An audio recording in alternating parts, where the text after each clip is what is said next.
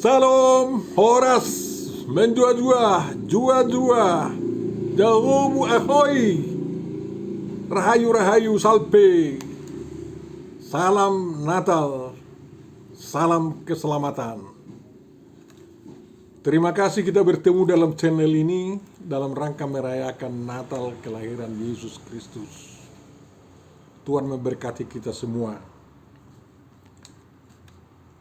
Untuk memulai perenungan kita, Bapak, Ibu, Saudara, Saudariku yang terkasih, mari kita baca penyertaan dari Tuhan kita atau janji penyertaan dari Tuhan kita yang dikatakan oleh Paulus dalam suratnya kepada jemaat di Tesalonika, surat yang kedua. Kasih karunia dan damai sejahtera dari Allah Bapa kita dan dari Tuhan Yesus Kristus menyertai kamu. Amin. Firman yang akan kita renungkan, Bapak Ibu Saudaraku yang terkasih, ditentukan dari Matius 1 ayat 21 sampai 24. Tapi kita bacalah mulai dari ayat 20b. Kata malaikat itu kepada Yusuf dalam mimpi, "Yusuf anak Daud, janganlah engkau takut mengambil Maria sebagai istrimu, sebab anak yang di dalam kandungannya adalah dari Roh Kudus. Ia akan melahirkan anak laki-laki, dan engkau akan menamakan dia Yesus, karena dialah yang akan menyelamatkan umatnya dari dosa mereka. Hal itu terjadi supaya genaplah yang difirmankan Tuhan oleh Nabi. Sesungguhnya anak darah itu akan mengandung dan melahirkan seorang anak laki-laki, dan mereka menamakan dia Immanuel, yang berarti Allah menyertai kita." Sesudah bangun dari tidurnya, Yusuf berbuat seperti yang diperintahkan malaikat Tuhan itu kepadanya. Ia mengambil Maria sebagai istrinya, tetapi tidak bersetubuh dengan dia sampai ia melahirkan anaknya laki-laki, dan Yusuf menamakan dia Yesus. Itu sudah sampai ayat 25. Tentu saja yang berbahagia adalah orang yang mendengarkan, memelihara, memahami, menghayati, dan mengamalkan, melakukan firman Tuhan dalam perbuatan-perbuatan baik. Amin. Tema yang dianjurkan kepada kita dalam perayaan Natal ini adalah Tuhan hadir untuk menyelamatkan keluarga. Tuhan hadir untuk menyelamatkan keluarga. Kalau dikatakan Tuhan hadir, pasti bertanya bagaimana dia hadir. Kita belajar aja dari isi Alkitab tentang bagaimana Tuhan hadir. Waktu penciptaan dia hadir tanpa wujud, tapi firman-Nya bekerja, Roh-Nya bekerja. Dengan firman-Nya ia menciptakan langit dan bumi dan segala isinya, dan Roh-Nya melayang-layang atau mengerami air samudra, sehingga di air samudra itu dimungkinkan penciptaan makhluk-makhluk hidup. Lalu Tuhan menciptakan manusia bukan hanya dengan firman-Nya, melainkan dengan tangan-Nya. Dia membentuk tanah liat atau debu tanah itu seperti tubuh manusia yang kita kenal sekarang. Lalu dia menghembuskan napas kehidupan melalui hidung yang dibentuknya itu, jadilah makhluk hidup, ya. Setelah Tuhan menghembuskan nismat haya ke hidung tanah yang dibentuknya itu, maka dia menjadi nefes haya, makhluk hidup. Itulah berita pertama tentang kehadiran Tuhan. Lalu Tuhan memberikan perintah-perintah kepada manusia itu. Sayang manusia tidak bisa memenuhinya. secara sempurna. Salah satu yang paling fatal yang dia langgar adalah bahwa dia mau seperti Tuhan dan tidak taat kepada perintah Tuhan. Kemudian di kesempatan lain, ya, diberitahu bahwa Tuhan datang menjumpai Abraham.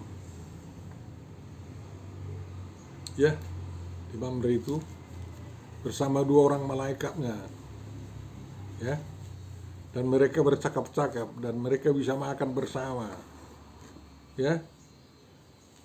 Abraham waktu itu mencoba membela Sodom dan Gomora agar tidak dimusnahkan.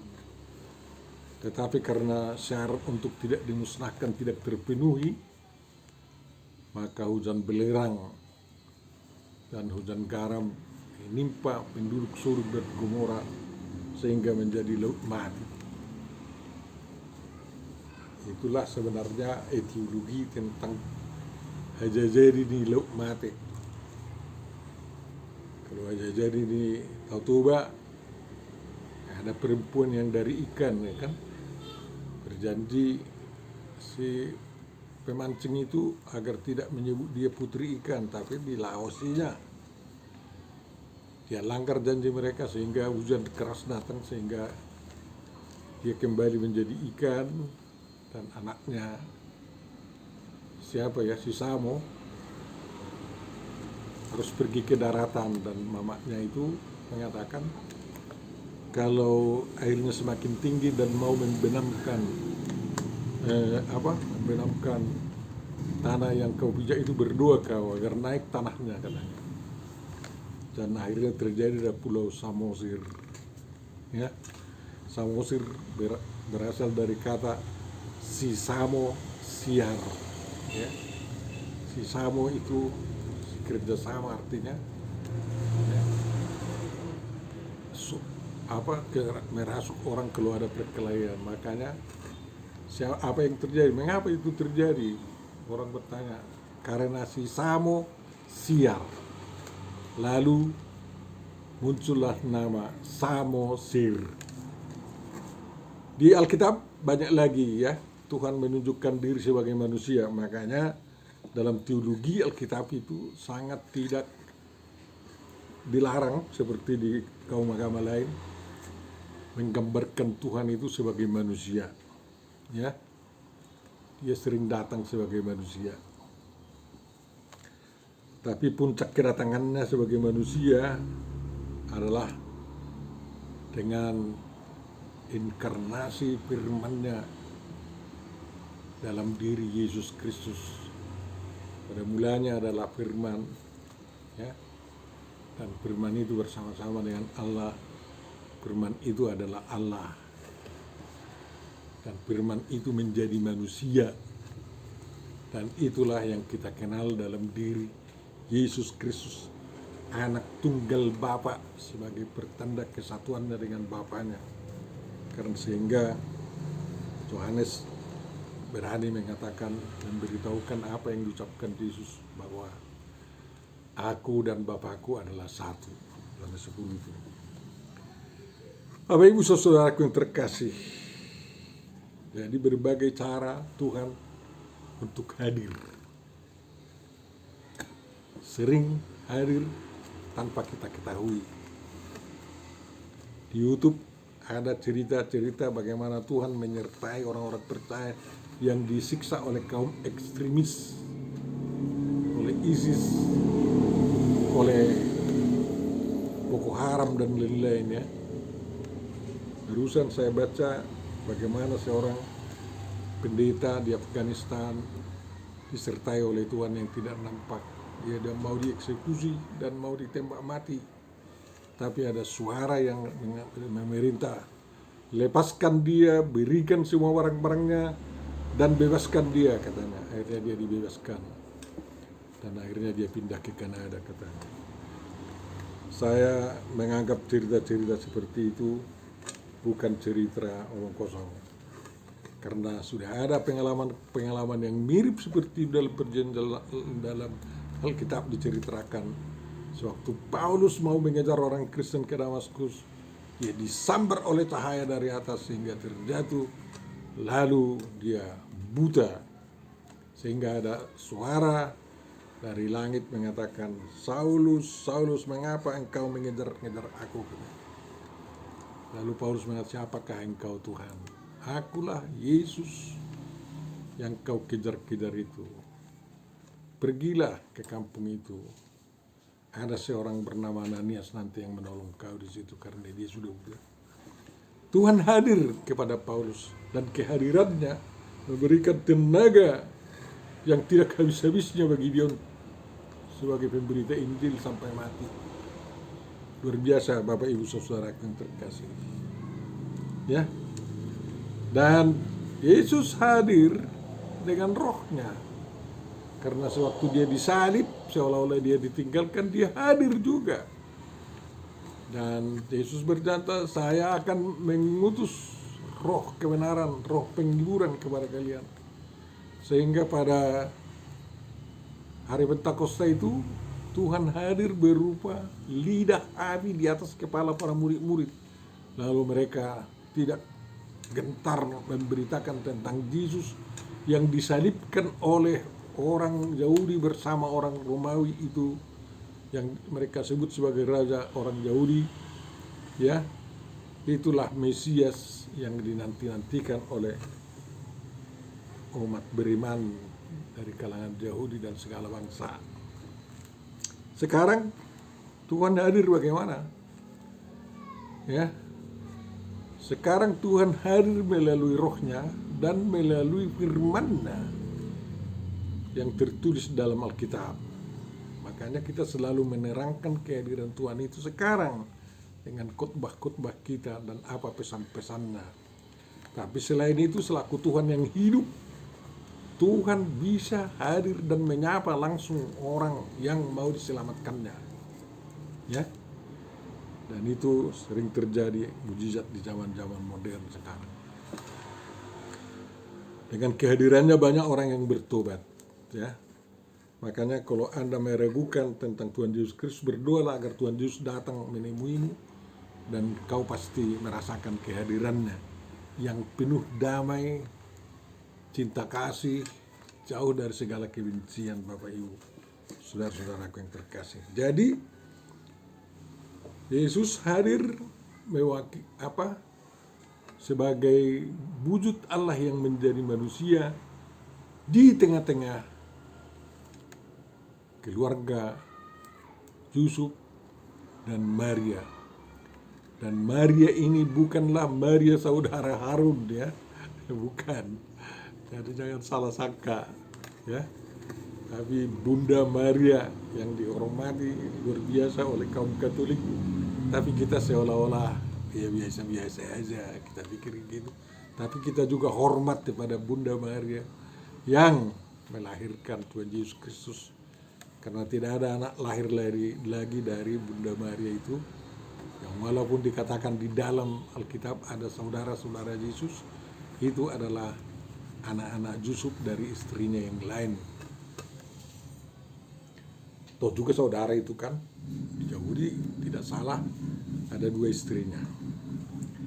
Jadi Tuhan hadir seperti bayi mungil di Bethlehem, ya.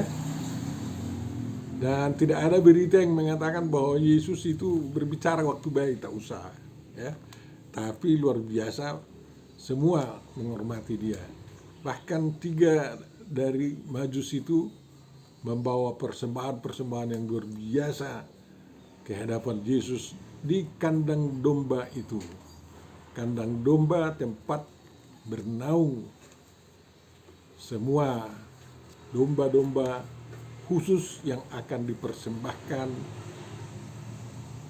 di Bait Suci sebagai kurban keselamatan, kurban penghapus dosa. Dan kesanalah Tuhan Yesus itu hadir agar manusia selamat, ya. Dan para malaikat menyanyikan kemuliaan bagi Allah di tempat yang maha tinggi dan damai sejahtera di bumi di antara manusia yang berkenan kepadanya.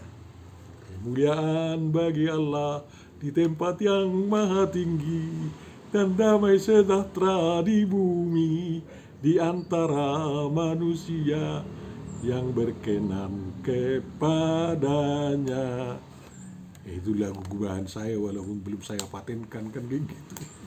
Dan mari kita kasih kemuliaan kalau Tuhan hadir, mari kita berikan kemuliaan kepada Dia. Sama seperti para malaikat memberikan kemuliaan. Ya. Allah hadir ya. Jadi saudara-saudara bisa memberikan pendapat masing-masing bagaimana kamu masing-masing merasakan kehadiran Tuhan, ya. Saya sendiri selalu merasakan kehadiran Tuhan kalau mau penyiaran begini, karena dari sakit kepala ya bisa juga jadi bicara-bicara seperti ini di depan Bapak Ibu saudara. Dijauhkannya sakit kepala ini bagi orang tua ini. Dan kehadiran Tuhan itu bagi saya kan kayak gitu. Bagi saudara, ya terserahlah. Jadi Tuhan itu hadir dalam berbagai banyak cara. Kemudian dikatakan kehadiran Tuhan menyelamatkan, ya, menyelamatkan. Apa yang diselamatkan? Banyak sekali keselamatan itu, bergantung konteksnya lah, ya. Ada yang diselamatkan dari bencana alam, ya. Ya, kita bersedih ada lebih dari 1.000 orang mati dan hilang karena bencana alam yang baru terjadi di Tapanuli Raya, dan juga ada yang hilang di Aceh dan di Sumatera Barat. Kita sangat sedih, tapi banyak yang merasa diselamatkan dari bencana alam itu. Dan yang mati itu bagaimana? Toh juga Tuhan selamatkan itu Bapak Ibu Saudara yang terkasih. Makanya bagi orang-orang meninggal karena bencana itu yang tidak ditemukan mayatnya, di lokasinya dia hilang, entah itu di sungai atau di gunung, di bawah tanah yang bertimbun, hadir Tuhan melalui firman-Nya yang dibawa oleh pendeta yang memberkati mereka dengan sakramentalia itu, ya, bahwa Tuhan menyertai dia dalam keluar masuknya di surga. Itulah keselamatan terakhir bagi orang-orang yang meninggal karena bencana itu. Bukan kita tidak bersedih, tapi kita terima penghiburan dari Tuhan kita. Selamat mereka semua di hadapan Tuhan. Mereka mati tidak berdosa. Yang berdosa adalah menteri kehutanan, perambah-perambah hutan. Mati mereka masuk neraka itu semua.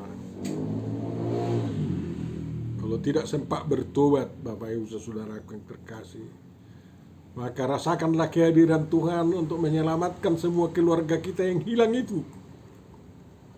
Ya.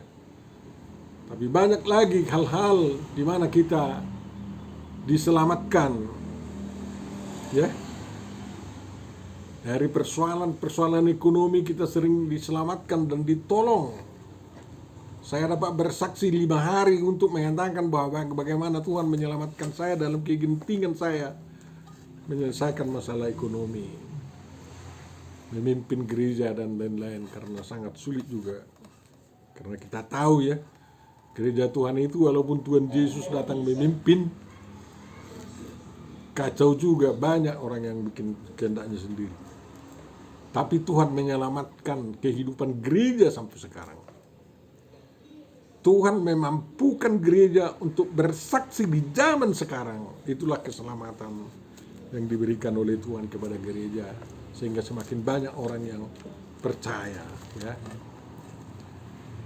Kalau orang-orang di Sudan sekarang ini, di Nigeria, ya, banyak sekali atau dekat sekali keselamatan itu ditunjukkan oleh Tuhan karena mereka sedang disesah, diburu, ditembak mati tanpa ada kesalahan mereka, karena kejamnya orang ekstremis itu. tidak tahu dari ajaran mana yang mereka jalankan sekarang. Yang pasti Allah itu adalah ajaran sesat. Dan mereka dihidupkan oleh Tuhan bukan hanya di bumi ini, tapi di surga juga. Bapak Ibu saudaraku yang terkasih, salah satu contoh yang diselamatkan adalah Yusuf, Maria, dan bayi dalam kandungan. Ya, bayi dalam kandungan itu. Sebenarnya mengapa kita katakan diselamatkan? Karena setelah malaikat Gabriel, ya, saya yakin bukan Jibril ini, karena Jibril sudah berdusta memalsukan Injil. Ini malaikat Gabriel itu memberitahu Maria akan hamil dari Roh Kudus tanpa persetubuhan dengan laki-laki. Itu sudah sangat membingungkan itu, tapi Maria betul-betul mengatakan, ya, aku seorang perempuan yang berbahagialah, kata Maria kan, karena dia ketahui bahwa dia sudah akan hamil. Tapi kehamilannya membuat dirinya terancam oleh hukum agama syariah buatan manusia. Ya, itulah. Jadi hukum agama syariah buatan manusia sering mengancam diri manusia yang benar di hadapan Tuhan. Ya, secara hukum agama Maria itu diancam dirajam menurut Ulangan 22-23, harus dilempari batu dan mati. Tetapi firman Tuhan yang disampaikan Gabriel, bukan disampaikan Jibril malaikat sesat itu, tapi disampaikan oleh Gabriel, malaikat Gabriel yang benar itu melayani Tuhan. Yusuf, kau jangan ragu mengambil Maria sebagai istrimu, karena anak dalam kandungannya adalah dari Roh Kudus, katanya. Ya, hanya kelahiran Tuhan Yesus yang begitu. Kelahiran anak kita tidak diinginkan begitu, tetapi karena diberkati oleh Tuhan di gereja kan kayak gitu. Tapi kehadiran Tuhan Yesus menyelamatkan pertunangan mereka, menyelamatkan mereka dari ancaman rajam, dan itu firman Tuhan yang disampaikan.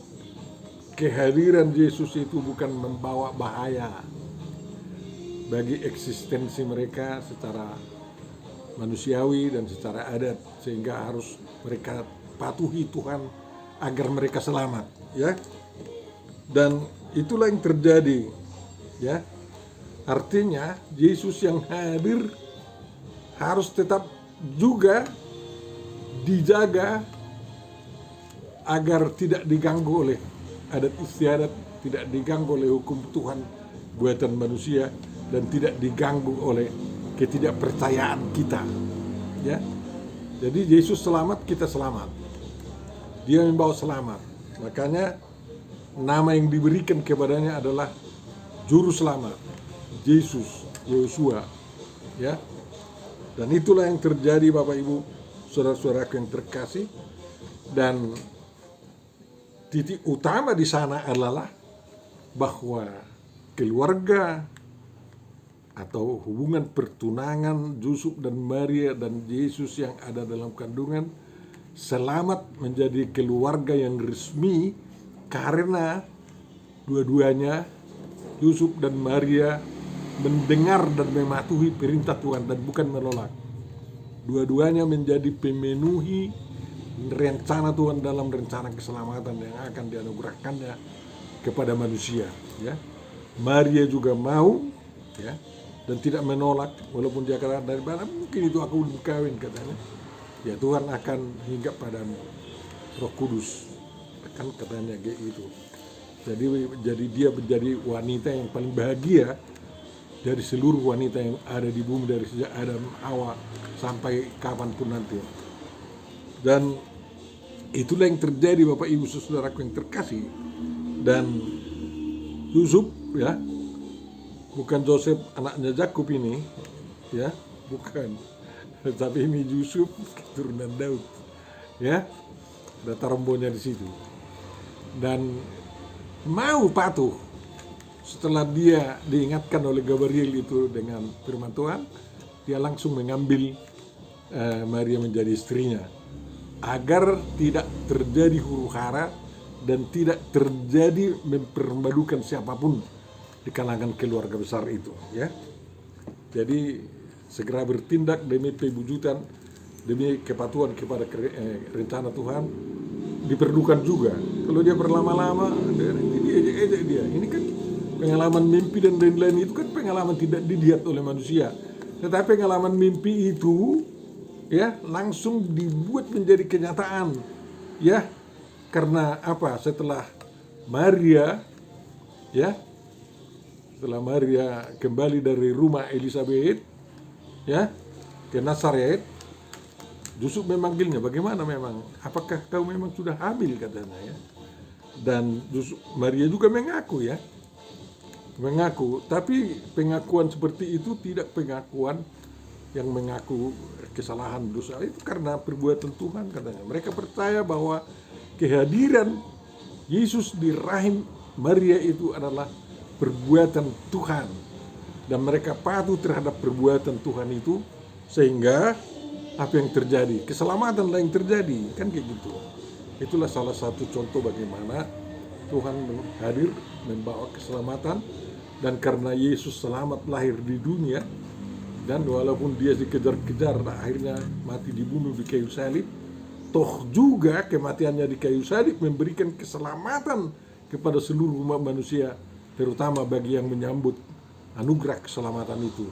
Ya kalau ditolak ya dua kali lipatlah hukuman bagi orang yang menolak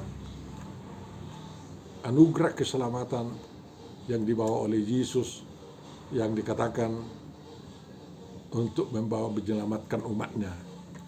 Siapa yang dimaksud dengan umatnya adalah orang yang percaya, bukan hanya orang yang terbaptis atau disunat atas nama sunat Abraham, atau bukan hanya orang yang dibaptis dalam nama Bapa, Anak, dan Roh Kudus. Itu bukan hanya itu umatnya, ya, tetapi yang terutama orang yang percaya kepadanya sebagai juru selamat yang memberikan keselamatan. Makanya kalau kau pun belum berpindah agama, percayalah kepada keselamatan yang dibawa oleh Tuhan Yesus Kristus, agar kau tidak masuk neraka, kan kayak gitu. Agar keselamatan itu luar biasa kau nikmati. Dan kalau sudah kau kenal Tuhan Yesus, ikutlah dia, jangan ragu-ragu kau. Nanti kau dihukum nanti di akhir zaman susah. Ikutilah orang-orang benar itu. Kemudian Bapak Ibu Saudaraku, ya itulah menyelamatkan dari apa, ya. Dikatakan di sini secara khusus keluarga, ya. Jadi keluarga dulu. Kalau berita tentang kelahiran Yesus itu menyelamatkan umatnya, seluruh umat manusia itu. Dan keselamatan itu dapat dirasakan apabila kita menyambutnya. Sekarang tema perayaan Natal ini mengatakan Tuhan hadir untuk menyelamatkan keluarga. Di dalam Kamus Besar Bahasa Indonesia itu ada 9 jenis keluarga, ya. Ya kan, ada keluarga bati, keluarga berantakan, keluarga retak, keluarga si putih atau keluarga narkoban, keluarga berencana, keluarga besar, keluarga kecil, keluarga bilateral, ya, keluarga elementer, keluarga inti, keluarga kerajaan, keluarga apa ini,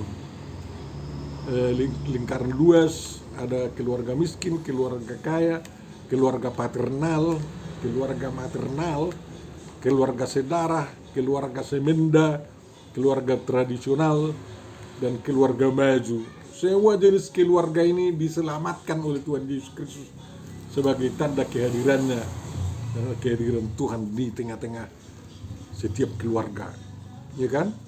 Jadi ya apa yang dimaksud dengan keluarga lah ibu bapak beserta anak-anak, kan, si rumah, ya. Keluarga yang menjadi tanggungan itulah yang bati. Jadi keluarga adalah sanak saudara, ya, kaum kerabat atau satuan kekerabatan yang sangat mendasar di dalam masyarakat. Itu menurut KKW, kan, KBBI. Jadi keluarga kita bukan hanya suami istri, bukan. Tapi ingatlah, suami istri pasti selamat kalau dia ada di kalangannya Yesus Kristus. Ya, saya pernah diomeli oleh istri saya begini, cerailah kita, kata sama aku. Padahal dia istri pendeta, istri bisop kan. Mengapa kau bilang begitu? Kubilang, aku senyum sama dia. Gak ada artiku saya rasa selama istri pendeta dan selama istri bisop katanya. Mengapa enang ku bilang gitu kan? Gak pernah kau kasih pun apa sama saya. Entah itu salam-salam atau apalah, terima kasih, tidak pernah. Gajimu pun tidak pernah kau kasih sama saya. Baru saya bilang, memang gajiku, pendapatanku semua adalah milik Tuhan dan dikembalikan kepada Tuhan. Tetapi jangan kau begitu, coba ya ingatlah apa yang dikatakan oleh Tuhan. Saya bilang, ajarilah kami menghitung hari-hari kami sehingga kami mendapat hati yang bijaksana. Kan itu firman Tuhan, ku bilang. Baru dia sadarlah, dia nggak mau lagi mengatakan cerailah kita gitu. Ya udahlah, memang kau manusia penderita, orang pun jadi menderita gara-gara kau katanya. Tapi saya bilang, kita syukurilah kepada Tuhan bagaimana dia hadir dalam keluarga kita selama 42 tahun sekali lagi, ya. Karena saya pendeta sampai 40 tahun dan tidak berlama-lama setelah pensiun istri saya meninggal kan kayak gitu, 4 tahun yang lalu. Tapi kami berbahagia bahwa kami bisa cerai oleh karena kematian kan kayak gitu. Dan itulah yang sangat luar biasa, bahwa apabila kita menempatkan Tuhan dalam pergumulan hidup kita, kita ingat firman-Nya itu, Tuhan terus menolong kita. Luka hati kita disembuhkan. Akhirnya damai sejahtera berangkulan lagi dan meneruskan pelayanan, meneruskan kehidupan itu secara normal. Ya memang harus saya akui, Tuhan menolong saya dalam segala hal, ya. Baik sewaktu memimpin dengan anak, ya, dan dengan semua tanggung jawab peradaban dan lain-lain. Tapi mungkin tidak bisa sama seperti itu dengan saudara-saudara. Tapi yakinlah, ya, yakinlah, jangan ragu-ragu. Di setiap persoalanmu, kalau Tuhan hadir, ya, melalui firman-Nya, melalui doamu, panggilan doamu agar dia hadir, yakinlah masalahmu akan diselesaikan dengan baik. Mungkin tidak semulus yang kau ragukan, yang kau inginkan, tetapi ternyata akan bisa semua. Kalau ada keluargamu yang berantakan, bawalah Tuhan Yesus ke sana.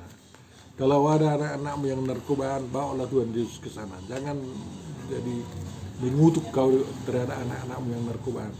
Seorang narkobais bisa menjadi orang yang paling baik nanti kalau dia sudah disembuhkan oleh Tuhan Yesus Kristus. Tuhan memberkati kita semua, Bapak Ibu Saudara yang terkasih. Kita menyambut Natal dan kita rayakanlah Tuhan Yesus Kristus yang menghadirkan diri Allah di tengah-tengah kita untuk menyelamatkan keluarga kita, baik keluarga inti kita maupun keluarga besar kita, keluarga retak-retak kita, keluarga yang bagaimanapun itu, baik keluarga Samenda kita, entah keluarga tradisional atau keluarga maju kita. Memang ada masalahnya, tapi Tuhan menolong kita dalam rangka ini. Tuhan yang menolong kita dalam keluarga besar bangsa Indonesia kok, ya. Harus saya akui itu. Sudah hampir 100 tahun Indonesia, mau menuju 100 tahun lah.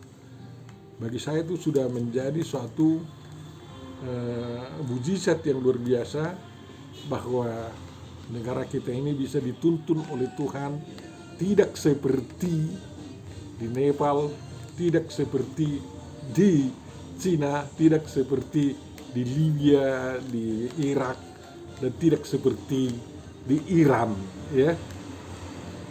Ya, juga tidak seperti di Amerika, tetapi kita yang ribuan suku, ribuan bahasa ini bisa berbahasa satu, berbangsa satu, bertanah air satu, bertujuan satu, ya, berideologi satu, yaitu ketuhanan yang Maha Esa, kemanusiaan yang adil dan beradab, Persatuan Indonesia, kerakyatan yang dipimpin oleh umat kebijaksanaan dalam permusyawaratan perwakilan dan keadilan sosial bagi seluruh rakyat Indonesia. Hanya satu hal yang mengganggu kita sekarang dalam hal ini, dalam kehidupan kita, karena banyaknya korupsi. Dan kalau kita semua memerangi korupsi dan kita mulai dari diri kita, dari keluarga kita, dari tempat kita kerja tidak korupsi, saya yakin tidak sampai 1 tahun semua korupsi bisa dihapus. Dan kemakmuran di Indonesia, bangsa Indonesia akan dinikmati, ya. Bangsa kita akan selamat, lolos, tidak seperti diinginkan oleh orang Amerika dan orang Eropa sekarang, bahwa tahun 2030 Indonesia akan hancur katanya. Mereka bekerja untuk menghancurkan kita, tetapi kalau kita memegang Tuhan Yesus dan mendengar firman-Nya agar kita saling mengasihi, kasihi Tuhan Allahmu, kasihilah sesamamu, kasihi musuhmu, lakukan kepada orang lain apa yang menurutmu akan dilakukan orang itu kepadamu, semuanya itu akan nanti betul-betul kita selamat. Tuhan Yesus memberkati. Terima kasih Bapak atas firman yang telah kami renungkan. Mudah-mudahan itu menolong kami untuk lebih maju lagi dalam beriman dan setia mengikuti Engkau. Berkati bangsa kami, berkati keluarga kami, berkati gerejamu semuanya, semakin dimampukan untuk bersaksi, menyebarkan Injil, membawa orang semakin banyak menjadi pengikutmu dalam Yesus Kristus. Amin. Tuhan memberkati engkau dan melindungi engkau. Tuhan menyinari engkau dengan wajah-Nya dan memberi engkau kasih karunia. Tuhan menghadapkan wajah-Nya kepadamu dan memberi engkau damai sejahtera. Amin. Jangan lupa mensubscribe Bapak Ibu Saudaraku dan like